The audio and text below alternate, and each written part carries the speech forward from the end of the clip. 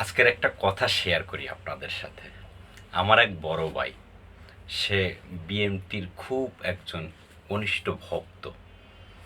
আমরা যখন দেখেছি শেখ হাসিনার আমলে সে বিএনপির জন্য পারলে জীবনটা দিয়ে দিত, ঠিক 5ই আগস্টের পর কিছু মানে 1-1.5 মাস পরে আমাকে ডেকে বলল, ভাই আমি আর বিএনপিতে নাই।